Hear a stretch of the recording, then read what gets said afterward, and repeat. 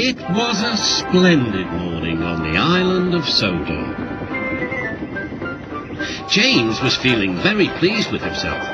His red paint gleamed in the sunshine as he sped along the line. He reached the junction just as Percy puffed in with some trucks. James was surprised to see him. What are you doing here, Percy? You should be at the next station by now. You're late. I know, sighed Percy. These trucks have been troublesome all morning. That's no excuse, Percy, snorted James. Nothing should stop us. The Fat Controller relies on us to be on time. Now, if you'll excuse me, I'll be on my way. And James puffed importantly away. Bossy buffers, muttered Percy.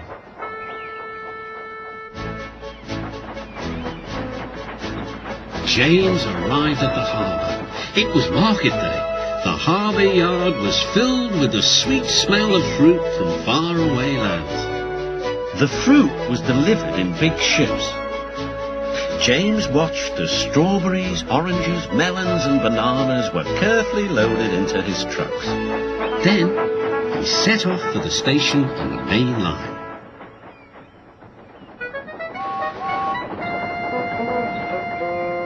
On the way, he met Thomas. Really reliable, that's me, panted James proudly. Pity the same can't be said for Percy. Peep, peep, goodbye. What was that about? Gasped Annie and Clarabel. That was trouble. Trouble for James, just wait and see. Percy was back in the yard and busy shunting. He had the trucks in good order and was making up for lost time. But the station master had bad news. What's happened? Asked Percy's driver. James's brakes have jammed. We need Percy's help right away. Percy quickly set off to the rescue. He found James stuck on the line and looking glum. Percy couldn't help laughing. Got yourself in a jam, eh, James? What you might call a sticky situation. Be quiet, said James. It's not funny having jam brakes, and not very reliable either, teased Percy. I am surprised you let it happen, James. Nothing should stop us engines.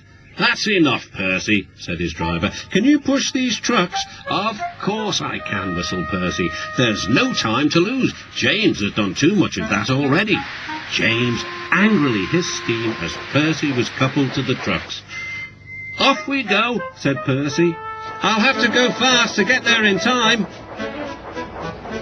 These big engines are so unreliable.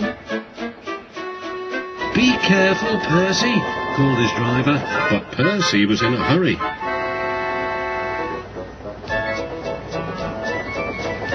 He didn't see that the points had failed and that he had been diverted into a siding. Look out, Percy, shouted his driver and applied the brakes. But it was too late. The driver and the fireman had jumped clear, but squashed fruit squirted all over Percy.